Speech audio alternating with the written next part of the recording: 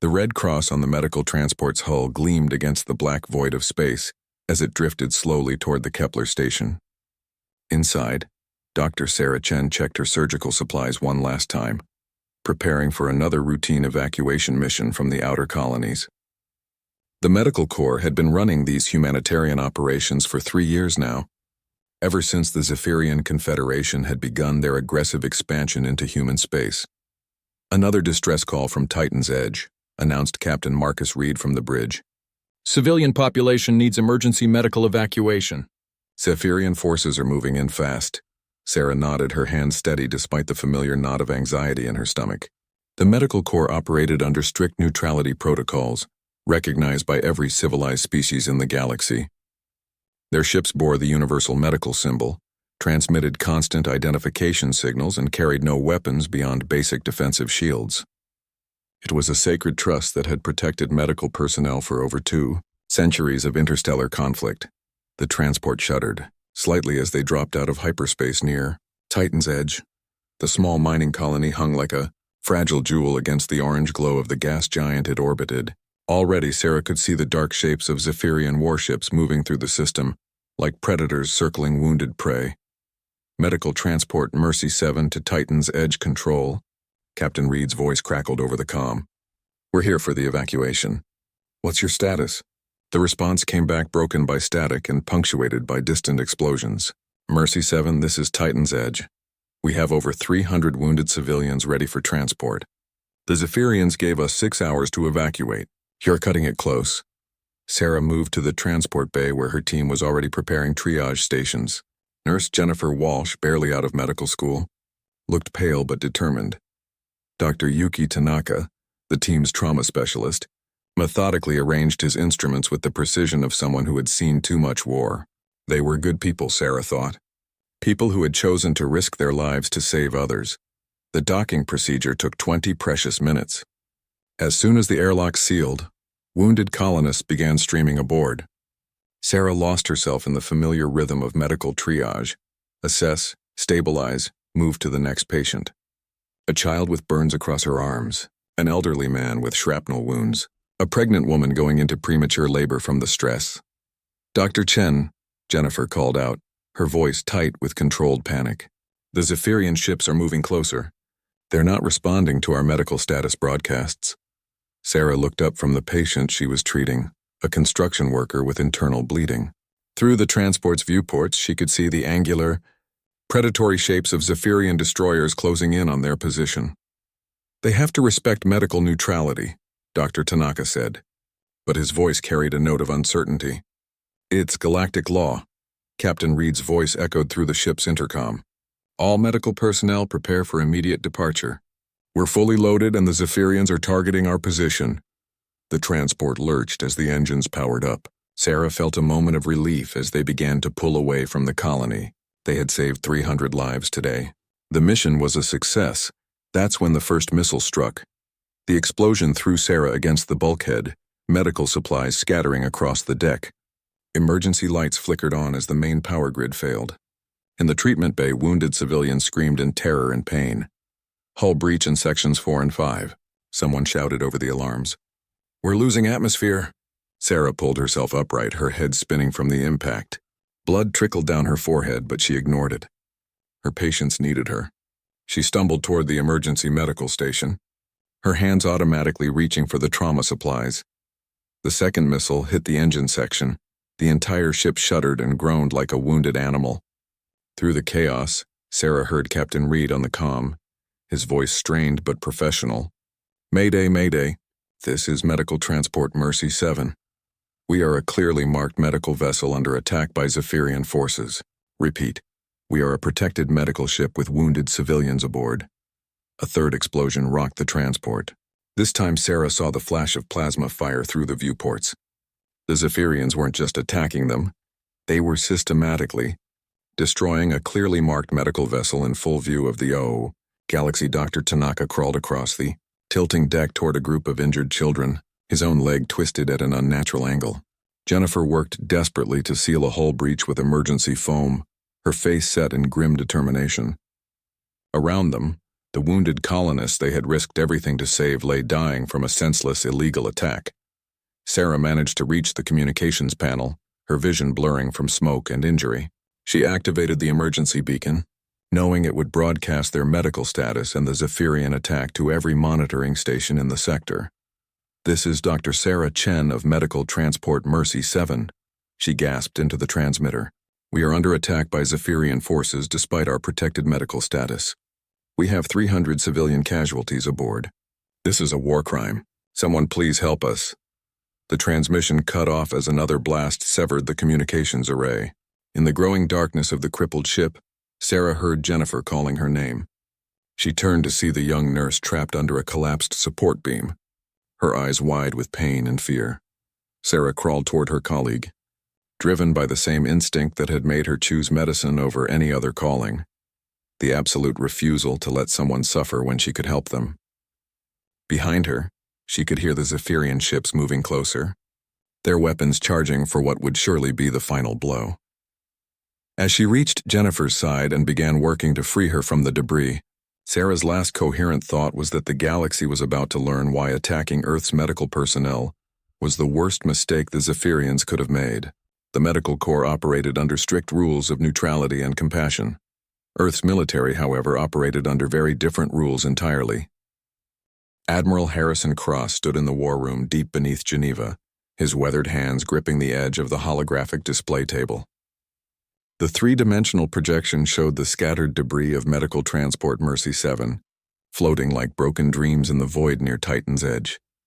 His jaw tightened as he watched the recorded footage of Zephyrian destroyers systematically hunting down the escape pods, executing wounded civilians and medical personnel with cold precision. "How many survivors?" Cross asked, his voice carrying the weight of 40 years of military service. 17, replied Intelligence Director Maria Santos, her usually steady voice barely containing her rage. "Out of 312 people aboard. The Zephyrians made sure to destroy the medical bay first, then hunted down anyone who made it to the escape pods." Cross nodded slowly, his pale blue eyes never leaving the display. He had seen atrocities before, had made difficult decisions that cost lives in the name of protecting Earth and its colonies. But this was different. This was an attack on the fundamental principles that separated civilization from barbarism. "Dr. Chen?" he asked quietly. Among the dead, she stayed behind trying to save a wounded nurse. The Zephyrians vaporized the medical bay while she was still inside. Cross closed his eyes for a moment, remembering the young doctor who had briefed him on medical corps operations just 6 months ago. Brilliant, dedicated, convinced that healing could bridge any divide between species. She had been wrong about the Zephyrians, but that didn't make her death any less of a tragedy. "Sir," General Patricia Hayes spoke up from across the table, "the Galactic Council is demanding an emergency session. 36 species have already condemned the attack. The Zephyrians are claiming it was an accident, that they didn't recognize the medical status of the transport." "Accident," Cross repeated, his voice flat. He gestured toward the hologram, which now showed the clear footage of Zephyrian ships ignoring the medical transport's identification signals and neutrality broadcasts. 47 minutes of sustained fire on a clearly marked medical vessel. Hunting down escape pods. Executing wounded civilians. Some accident. The room fell silent except for the soft hum of the holographic projectors. Cross knew that every person in this room was thinking the same thing he was. For 3 years, Earth had played by the rules in this conflict. They had honored ceasefire agreements that the Zephyrians violated within hours. They had protected Zephyrian prisoners according to galactic conventions, while their own captured personnel were tortured or executed. They had maintained strict rules of engagement even as the enemy showed no such restraint. And now they had crossed the line that could never be uncrossed. "General Hayes," Cross said finally.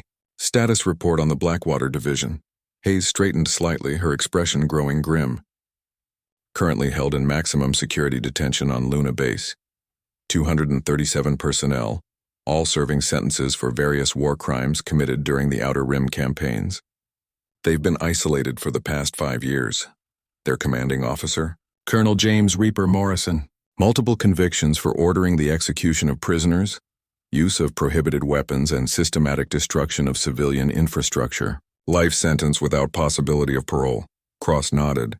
He remembered Morrison from the court-martial, A cold, efficient killer who had turned counterinsurgency operations into genocide. The kind of man who gave nightmares to other soldiers. The kind of man Earth had locked away to preserve its soul. And the Crimson Company, still in stasis containment, Director Santos answered. All 53 members, including Captain Elena Vasquez. They're the ones who perfected the nerve agent attacks on Proxima Station. Technically, they're considered too dangerous for standard imprisonment. The Phantom Squadron? Psychiatric containment on Europa. 112. Pilots who developed the civilian targeting protocols during the siege of New Tokyo. Most of them require constant psychological monitoring. Cross walked slowly around the holographic display, studying the debris field where 300 innocent people had died for the crime of trying to save lives. He thought about the 17 survivors, all of them traumatized beyond measure by what they had witnessed.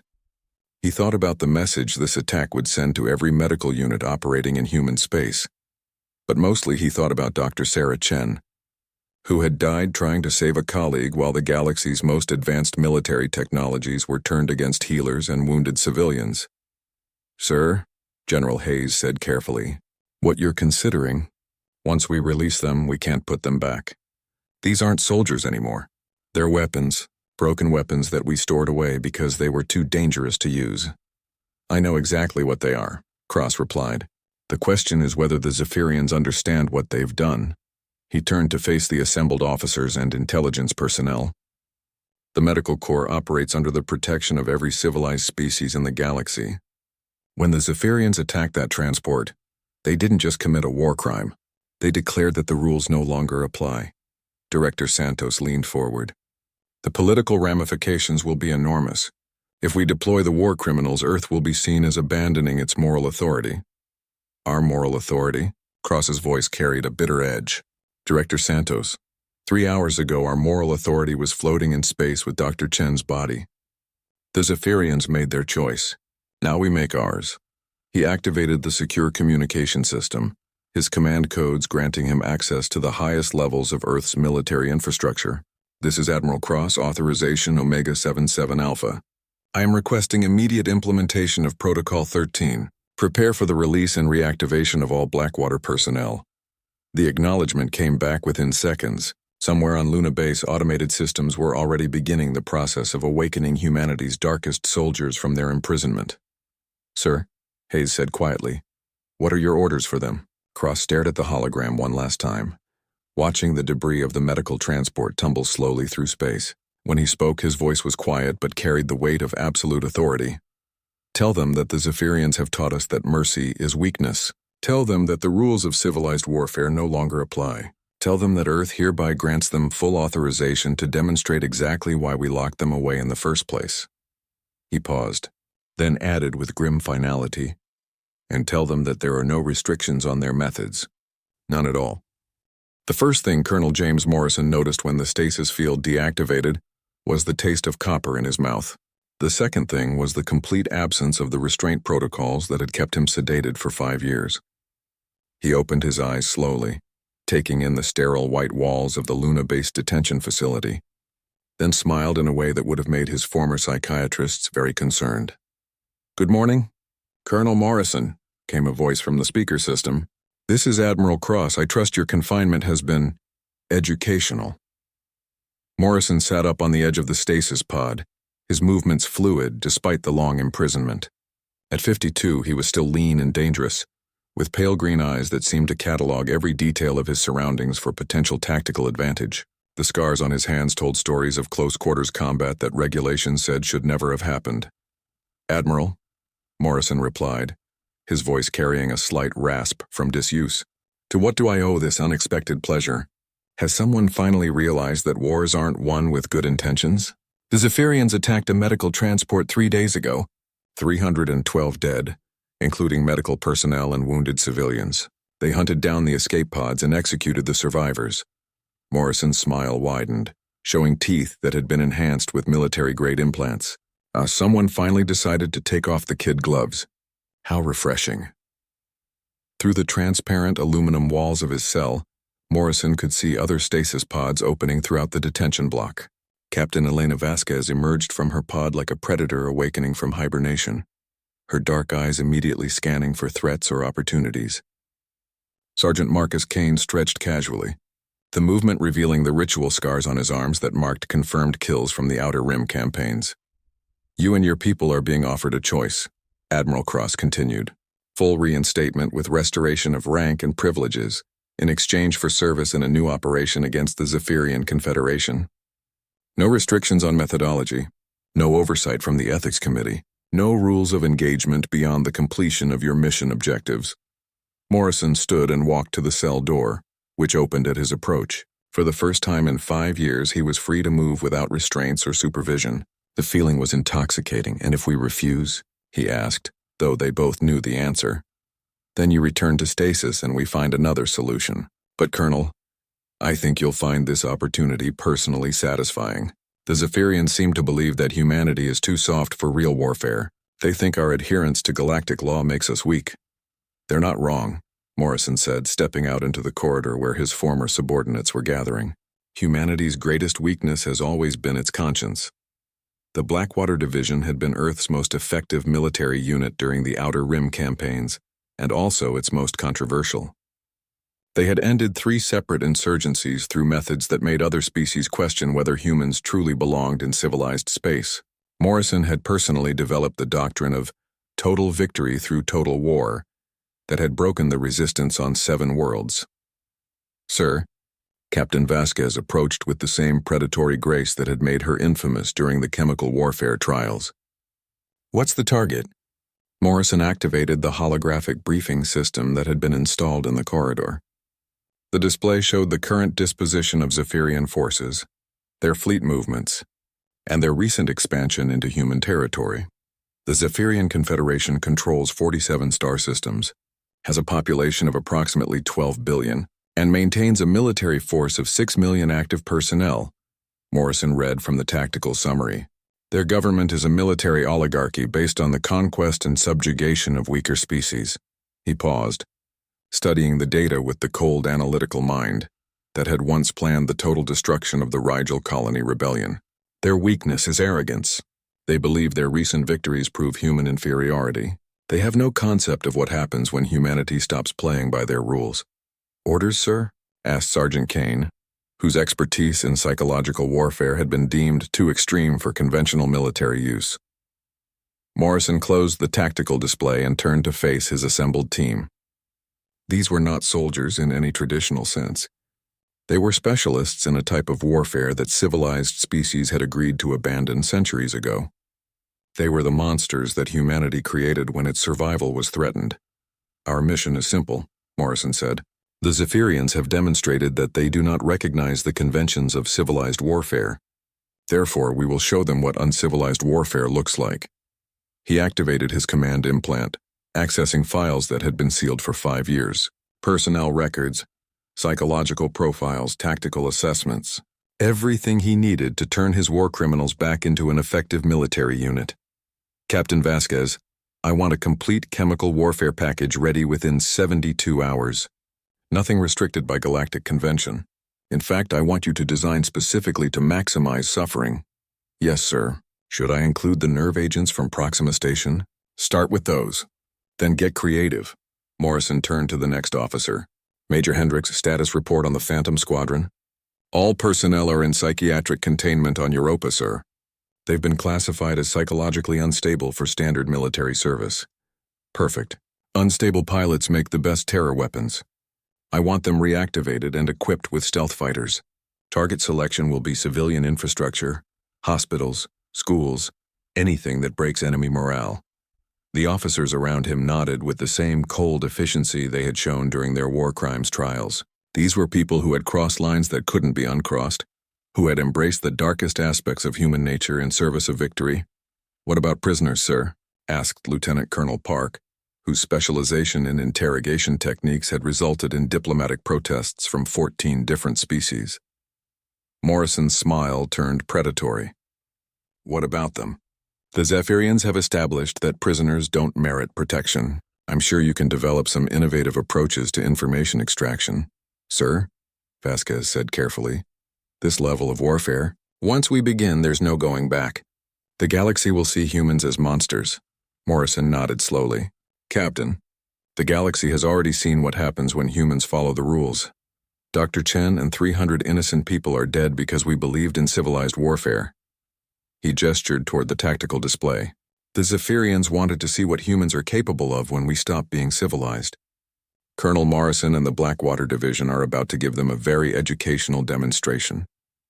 As the war criminals began planning their return to active duty, Morrison felt a familiar sensation in his chest. It was the cold, empty feeling that came with abandoning the last pretense of humanity. He had missed it. Captain Elena Vasquez crouched in the ventilation shaft above the Zephyrian research facility on Nexus Prime, watching through her tactical display as her custom chemical agent worked its way through the atmospheric systems below. The compound she had designed, specifically for this mission, was a masterpiece of selective lethality. It targeted the Zephyrian respiratory system while leaving their computer systems and infrastructure completely intact. She could hear the desperate communications from the facility's commander as he tried to coordinate an evacuation that would never come. The agent had a 12-hour active period, which meant that even if they managed to seal the facility, anyone inside would be dead long before rescue arrived. It was exactly the kind of psychological warfare that had made her infamous during the Proxima Station incident. "Phoenix Base, this is Crimson Leader," she whispered into her comm system. "Nexus Prime Research Facility is neutralized. Proceeding to secondary objectives." "Copy that, Crimson Leader," came Colonel Morrison's voice through her earpiece. "Excellent work. The data cores? Intact and ready for extraction. Their bioweapons research will make an interesting addition to our arsenal." Vasquez had always been pragmatic about warfare. The Zephyrians had been developing weapons designed to target human physiology, along with enhanced interrogation techniques for captured personnel. Now those same research facilities would serve humanity's purposes instead. It was poetic justice of a sort. She dropped silently from the ventilation shaft into the abandoned laboratory, her enhanced combat suit protecting her from the lingering chemical agent.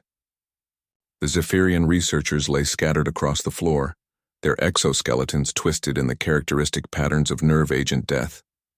Their final moments had been unpleasant, which was exactly what she had intended. Moving through the facility with practiced efficiency, Vasquez began downloading terabytes of research data from the secured computer systems. Bioweapons, psychological warfare techniques, enhanced interrogation protocols, everything the Zephyrians had developed for use against human prisoners. Within hours, this same research would be in the hands of human specialists who could put it to much more creative use. "Crimson Leader, be advised." Morrison's voice carried a note of satisfaction. "Phantom Squadron has completed their runs on the civilian targets in the Arcturus system. 12 hospitals, 31 schools, and 47 government buildings. Estimated civilian casualties are approaching 200,000. Vasquez paused in her data extraction, allowing herself a moment of professional appreciation. The Phantom Squadron pilots had been psychologically conditioned to view civilian casualties as acceptable collateral damage. Their terror bombing runs would have a devastating impact on Zephyrian morale, demonstrating that humanity no longer recognized the distinction between military and civilian targets. "Outstanding," she replied. "What's the strategic impact assessment?" 3 entire star systems have requested immediate evacuation rather than face additional human operations. The Zephyrian High Command is recalling fleet elements from the outer territories to protect core worlds. Vasquez finished downloading the research data and activated the facility's self-destruct sequence. The explosion would eliminate any evidence of her presence while ensuring that the Zephyrians couldn't continue their weapons development. It would also send a clear message that humanity now fought to completely destroy enemy capabilities, not merely defeat them. As she made her way to the extraction point, Vasquez reflected on the elegance of their current operation. For 5 years, she and her colleagues had been imprisoned for methods that violated galactic law. Now those same methods were being deployed with official sanction, backed by the full resources of Earth's military infrastructure. The irony was not lost on her. The Zephyrians had attacked a medical transport to demonstrate their superiority over human moral constraints. In response, humanity had released its war criminals and abandoned those same moral constraints entirely. The enemy had gotten exactly what they wanted, and it was destroying them. "Crimson Leader, this is Reaper 6, came a new voice over the comm system. Lieutenant Colonel Park's interrogation specialists had been particularly busy since their reactivation. We've completed processing the prisoners from the Vega Station raid. The intelligence yield was substantial. Define substantial, Vasquez requested as she reached the rooftop extraction point. Complete fleet disposition for the next 6 months. Command structure analysis and detailed psychological profiles of their senior leadership. Also, we've identified the specific commander who ordered the attack on the medical transport. Vasquez felt a cold smile cross her face. High Commander Zethkar? Confirmed. He's currently aboard the Dreadnought Dominion's Edge in the Kepler system. Colonel Morrison has requested that we make his capture a priority objective. The extraction ship materialized above her position, its stealth systems making it nearly invisible against the night sky. As the boarding ramp lowered, Vasquez could see the familiar faces of her Crimson Company specialists. These were people who had crossed the same lines she had, who understood that effective warfare sometimes required abandoning humanity entirely. Outstanding news, she said as she boarded the craft. I have some ideas for High Commander Zethkar that should provide excellent psychological impact on the remaining Zephyrian forces. As the ship lifted off from the destroyed research facility, Vasquez began planning her next operation. The Zephyrians had demonstrated that they viewed human adherence to galactic law as weakness. It was time to show them what human strength looked like when it was unconstrained by moral considerations. On the tactical display, she could see the real-time status of Blackwater Division operations across Zephyrian space. Chemical warfare specialists were systematically poisoning military installations. Terror bombing units were destroying civilian infrastructure to break enemy morale. Interrogation teams were extracting intelligence through methods that would horrify civilized species. It was total war in its purest form, conducted by people who had already abandoned their souls in previous conflicts. The Zephyrians had wanted to face humans without moral constraints. Now they were learning what that actually meant. Crimson Leader, Morrison's voice came through the comm system. New orders from Earth Command. The Galactic Council is demanding an immediate ceasefire and investigation into our methods. And our response? Admiral Cross sends his compliments and suggests that the Galactic Council discuss the matter with High Commander Zethkar. After we're finished with him, of course. Vasquez laughed, a sound devoid of warmth or humanity. The galaxy was finally seeing what happened when humans stopped pretending to be civilized. The results were exactly as terrifying as she had always known they would be. High Commander Zethkar stood on the bridge of the Zephyrian Dreadnought Dominion's Edge, watching the tactical display with satisfaction. The human medical transport had been destroyed 6 days ago, and the psychological impact was already showing results. 3 human colonies had surrendered without resistance rather than face Zephyrian bombardment. The humans, it seemed, were even weaker than expected. Commander, his tactical officer reported, we're receiving distress signals from the Kepler mining station. They claim to be under attack by unknown human forces. Zethkar's 4 eyes narrowed in what passed for amusement among his species. Unknown forces? The humans have no military assets in that sector. Their nearest patrol ship is 3 days away. Sir, the transmission is unusual. They're reporting massive casualties and requesting immediate medical assistance. The attacking force is using weapons that appear to violate galactic conventions. Put it through, Zethkar ordered. His interest piqued. The humans had been so predictable in their responses to Zephyrian expansion, perhaps they were finally showing some spine. The holographic display flickered to life, showing the interior of what appeared to be a Zephyrian command center. But the image was wrong in ways that made Zethkar's primary stomach clench with unease.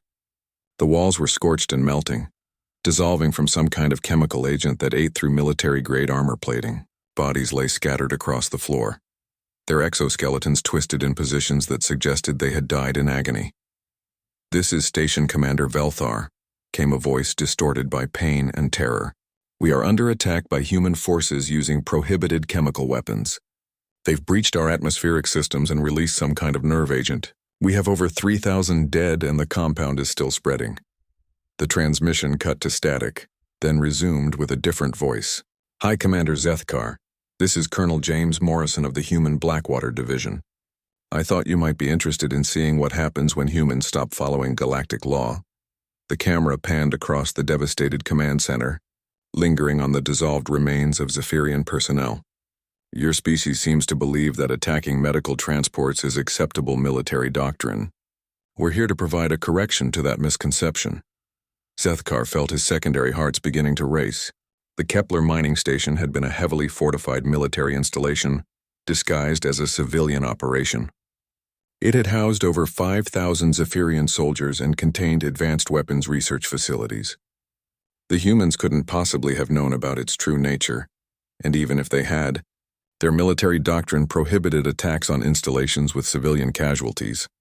"Sir," his communications officer interrupted, "we're receiving similar distress calls from installations across the sector. The humans appear to be conducting simultaneous attacks on 17 different targets." The tactical display updated to show the scope of the assault. Red icons appeared across Zephyrian space, each one representing a facility that had gone silent in the past 4 hours. These weren't random targets. They were precisely selected strategic assets, attacked with a coordination that spoke of extensive intelligence gathering and careful planning. "Impossible," Zethkar muttered. "The humans don't have the force projection capability for an operation of this scale. Their nearest fleet is in the Centauri system. Sir, we're receiving a transmission from Admiral Cross of Earth Command. It's on all frequencies, broadcast to every ship in the sector. Put it through." The hologram showed a weathered human officer standing in what appeared to be a military command center. Behind him, Zethkar could see tactical displays showing the current attacks in real time. The human's pale blue eyes seemed to look directly at him through the transmission. "High Commander Zethkar," Admiral Cross began, his voice carrying a tone of cold formality. 6 days ago, your forces attacked and destroyed medical transport Mercy 7, killing 312 civilians and medical personnel in violation of galactic law. "You chose to demonstrate that the Zephyrian Confederation does not recognize the conventions of civilized warfare." The Admiral paused, his expression never changing. "Earth hereby acknowledges this change in the rules of engagement. Effective immediately, all human military operations against Zephyrian forces will be conducted without regard for galactic conventions, civilian casualties, or prisoner rights." Zethkar felt a chill that had nothing to do with the bridge's temperature control systems. In the background of the transmission, he could see officers moving with the precise efficiency of a well-coordinated military operation. This wasn't a desperate retaliation or an emotional response. This was the calculated deployment of military assets that had been prepared well in advance. "The forces currently operating in your territory represent humanity's most effective specialists in unconventional warfare," Cross continued. "They have been specifically selected for their expertise in methods that civilized species consider unacceptable. They operate without oversight, without restrictions, and without mercy." The transmission shifted to show a tactical analysis of the ongoing attacks. 17 Zephyrian installations, each one struck with surgical precision by human forces that seemed to appear out of nowhere and disappear just as quickly. Chemical weapons, psychological warfare, systematic destruction of infrastructure designed to maximize suffering rather than strategic value. Your medical transport was destroyed by conventional weapons in approximately 47 minutes, Admiral Cross said. "Our specialists have eliminated over 30,000 Zephyrian personnel in the past 4 hours using methods specifically designed to cause maximum psychological impact on your surviving forces." Zethkar's tactical officer looked up from his console, his 4 eyes wide with something approaching panic. "Sir, we're losing contact with installations throughout the occupied territories. Whatever forces the humans have deployed, they're moving faster than our response capability." The transmission continued with clinical precision. "High Commander, your species appears to have misunderstood the nature of human military doctrine. We follow galactic law not because we lack the capability for more extreme measures, but because we choose to maintain our humanity." Cross leaned forward slightly, his expression never changing. "You have demonstrated that such restraint is no longer appropriate. The specialists now operating in your territory are the individuals we imprisoned specifically because their methods were incompatible with civilized warfare. They represent what humans become when we abandon our moral constraints." Zethkar realized with growing horror that he was witnessing something unprecedented in galactic history. Humanity had just declared total war, not just against Zephyrian military forces, but against the very concept of civilized conflict. They had unleashed soldiers who fought not to win battles, but to break the enemy's will to continue fighting. "Sir," his communications officer reported, We're receiving surrender offers from 6 different colony commanders. They're requesting immediate evacuation rather than face the human specialists. The choice is yours, High Commander. Admiral Cross concluded. You can continue this conflict under the new rules your forces established when they attacked our medical transport. Or you can consider whether the Zephyrian Confederation is prepared for the kind of war that humans are capable of fighting when we stop being human. The transmission ended, leaving the bridge in stunned silence.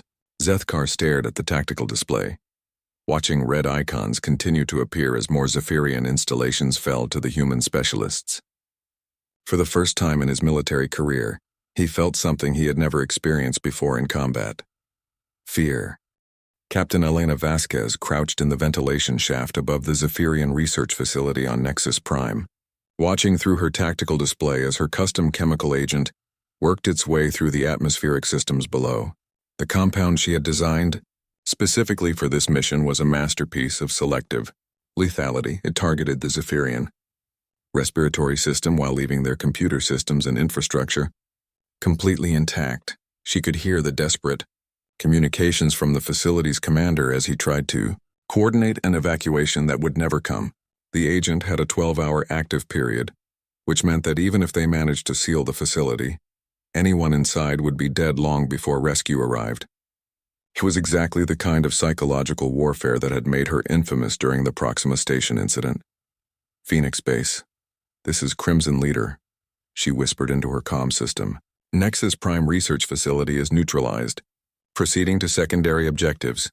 Copy that, Crimson Leader, came Colonel Morrison's voice through her earpiece. Excellent work. The data cores? Intact and ready for extraction. Their bioweapons research will make an interesting addition to our arsenal. Vasquez had always been pragmatic about warfare. The Zephyrians had been developing weapons designed to target human physiology, along with enhanced interrogation techniques for captured personnel. Now those same research facilities would serve humanity's purposes instead. It was poetic justice of a sort. She dropped silently from the ventilation shaft into the abandoned laboratory, her enhanced combat suit protecting her from the lingering chemical agent. The Zephyrian researchers lay scattered across the floor, their exoskeletons twisted in the characteristic patterns of nerve agent death.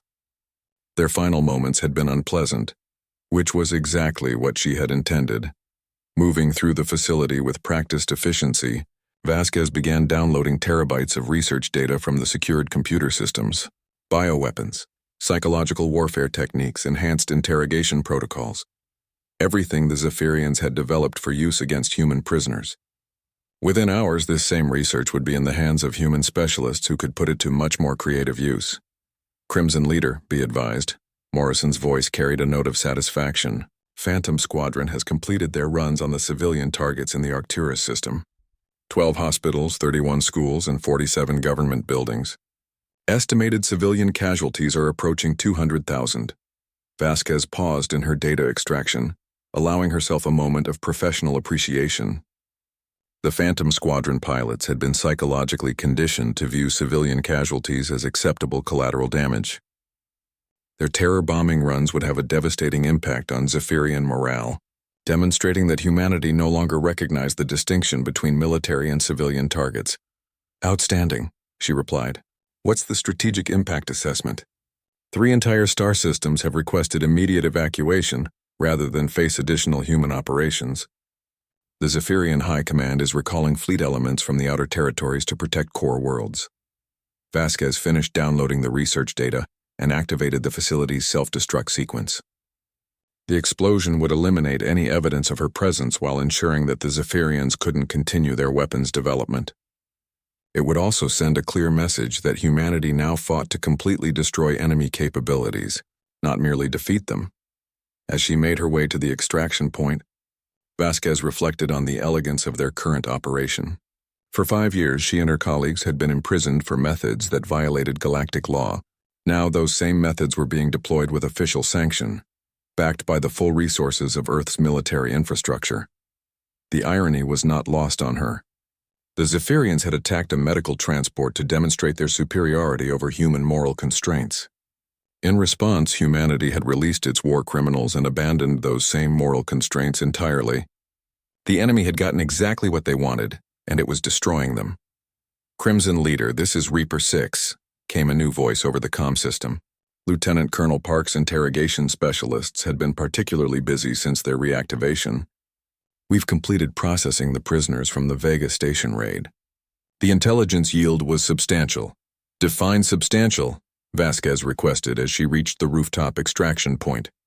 "Complete fleet disposition for the next 6 months, command structure analysis, and detailed psychological profiles of their senior leadership. Also, we've identified the specific commander who ordered the attack on the medical transport." Vasquez felt a cold smile cross her face. "High Commander Zethkar?" "Confirmed. He's currently aboard the Dreadnought Dominion's Edge in the Kepler system. Colonel Morrison has requested that we make his capture a priority objective." The extraction ship materialized above her position, its stealth systems making it nearly invisible against the night sky. As the boarding ramp lowered, Vasquez could see the familiar faces of her Crimson Company specialists. These were people who had crossed the same lines she had, who understood that effective warfare sometimes required abandoning humanity entirely. "Outstanding news," she said as she boarded the craft. "I have some ideas for High Commander Zethkar that should provide excellent psychological impact on the remaining Zephyrian forces." As the ship lifted off from the destroyed research facility, Vasquez began planning her next operation. The Zephyrians had demonstrated that they viewed human adherence to galactic law as weakness. It was time to show them what human strength looked like when it was unconstrained by moral considerations. On the tactical display, she could see the real-time status of Blackwater Division operations across Zephyrian space. Chemical warfare specialists were systematically poisoning military installations. Terror bombing units were destroying civilian infrastructure to break enemy morale. Interrogation teams were extracting intelligence through methods that would horrify civilized species. It was total war in its purest form, conducted by people who had already abandoned their souls in previous conflicts. The Zephyrians had wanted to face humans without moral constraints. Now they were learning what that actually meant. "Crimson Leader," Morrison's voice came through the comm system. "New orders from Earth Command. The Galactic Council is demanding an immediate ceasefire and investigation into our methods." "And our response?" "Admiral Cross sends his compliments and suggests that the Galactic Council discuss the matter with High Commander Zethkar. After we're finished with him, of course." Vasquez laughed, a sound devoid of warmth or humanity. The galaxy was finally seeing what happened when humans stopped pretending to be civilized. The results were exactly as terrifying as she had always known they would be. The Galactic Council chambers on Centauri Station had never seen such chaos. Representatives from 47 different species shouted in dozens of languages, while holographic displays showed the systematic destruction of Zephyrian territory by human forces. Ambassador Sarah Martinez stood calmly at the Earth delegation's podium, watching the panic with detached professional interest. "Order. Order." Chancellor Vorthak of the Altarian Republic hammered his ceremonial staff against the speaking platform. "The Council recognizes the ambassador from the Zephyrian Confederation."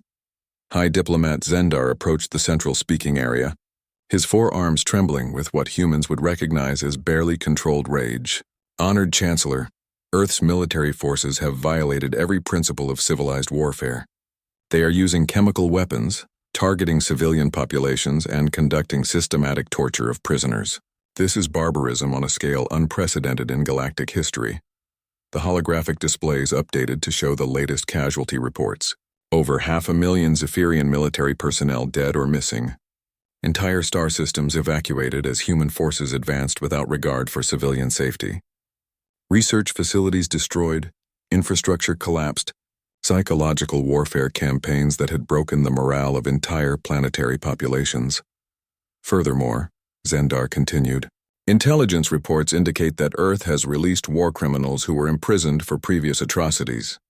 These individuals are operating without oversight or restriction, using methods that were specifically prohibited by galactic treaty."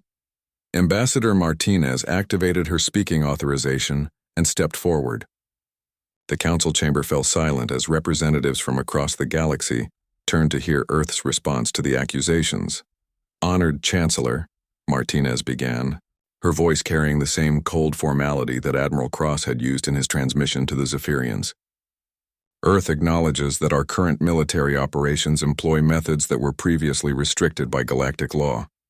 However, the Zephyrian Confederation initiated this change in doctrine when they attacked medical transport Mercy 7. The central holographic display shifted to show the recorded footage of the medical transport's destruction, the systematic targeting of escape pods, the execution of wounded civilians, the deliberate hunting of medical personnel. The images had been broadcast across the galaxy for 2 weeks, sparking diplomatic protests from every civilized species. The Medical Corps operates under the protection of universal galactic law, Martinez continued. When Zephyrian forces chose to target medical personnel and wounded civilians, they demonstrated that such protections are meaningless. Earth has therefore concluded that galactic law itself is meaningless in this conflict. Representative Kelmoth of the Andromedan Federation rose from his seat. Ambassador Martinez, surely Earth cannot believe that war crimes justify additional war crimes. The actions of your military forces are causing catastrophic civilian casualties. Martinez turned to face the Andromedan representative directly. Representative Kelmoth, Earth's medical personnel were treating wounded civilians when they were targeted for execution. Were those not catastrophic civilian casualties? Did the Galactic Council take action when Dr. Sarah Chen was vaporized while trying to save a wounded nurse? The council chamber buzzed with uncomfortable murmurs. The attack on the medical transport had been universally condemned, but no concrete action had been taken beyond diplomatic protests. The Zephyrians had claimed it was an unfortunate accident and promised to investigate, then continued their aggressive expansion into human territory. The difference, Martinez said, her voice carrying across the suddenly quiet chamber, is that Earth's forces are achieving their objectives. In 2 weeks, we have eliminated more Zephyrian military capability than the previous 3 years of conventional warfare. Our specialists understand how to fight an enemy that recognizes no moral constraints. Chancellor Vorthak leaned forward in his ceremonial chair. Ambassador, what are Earth's terms for ending this campaign? Unconditional surrender of all Zephyrian forces, complete withdrawal from occupied human territory, and the personal surrender of High Commander Zethkar for trial as a war criminal. Martinez replied without hesitation. Additionally, the Zephyrian Confederation will pay reparations equal to the cost of rebuilding every medical facility they have targeted in this conflict. High, Diplomat Zendar's exoskeleton flushed, with the color patterns that indicated extreme agitation among his species. Those terms are completely unacceptable. The Confederation will never surrender to terrorist tactics. Then the current operations will continue, Martinez said simply. Earth specialists have only deployed a fraction of their capabilities. Colonel Morrison estimates that complete destruction of Zephyrian military infrastructure will require approximately 6 more months. The holographic displays updated again, this time showing human force deployments across Zephyrian space. Red icons marked locations where Blackwater Division operatives were currently conducting operations.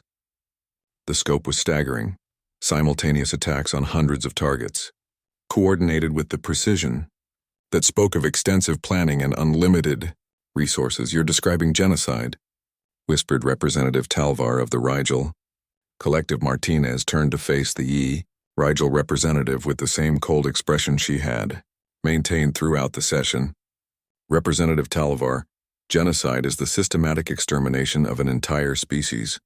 Earth's forces are conducting targeted military operations against an enemy that has demonstrated contempt for galactic law. She gestured toward the tactical displays. Every target has been selected for maximum strategic impact. Military installations, command centers, weapons research facilities, fleet bases. If Zephyrian civilian casualties are higher than normal, it is because their military forces have chosen to hide among civilian populations. What about the psychological warfare campaigns? Demanded Representative Kelmoth. Your forces are deliberately targeting civilian morale through terror tactics. The Phantom Squadron's bombing campaigns target the same types of infrastructure that the Zephyrians have been attacking in human space, Martinez replied. Hospitals, schools, government buildings. The only difference is that our forces are more efficient. Chancellor Vorthak stood slowly, his ancient frame carrying the weight of 40 years of diplomatic service. Ambassador Martinez, the Galactic Council formally requests that Earth cease these operations and return to conventional military doctrine. The methods being employed threatened the foundation of civilized interstellar relations. Martinez looked around the council chamber, taking in the faces of representatives from dozens of species. These were the same beings who had condemned the attack on the medical transport, then taken no action beyond diplomatic protests. They had watched the Zephyrians expand aggressively through human space, while human forces followed galactic law and suffered defeat after defeat.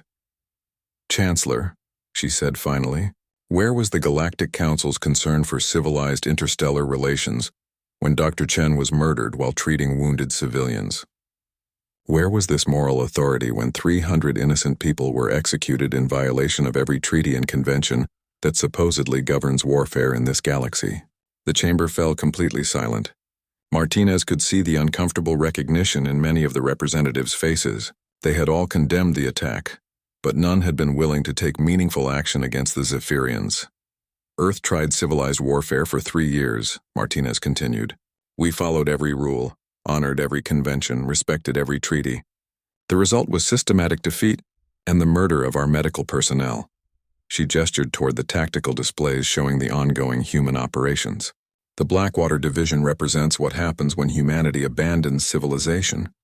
The Zephyrians wanted to fight an enemy without moral constraints. Now they have one." Martinez gathered her materials and prepared to leave the podium. "Earth will consider returning to civilized military doctrine when our enemies demonstrate that they understand what civilization means. Until then, our specialists will continue to operate under the rules that the Zephyrians established when they attacked our medical corps." As she walked back to the Earth delegation section, the council chamber erupted in desperate discussions as representatives tried to find some way to end a conflict that was spiraling beyond their control. But Martinez knew it was too late for diplomatic solutions.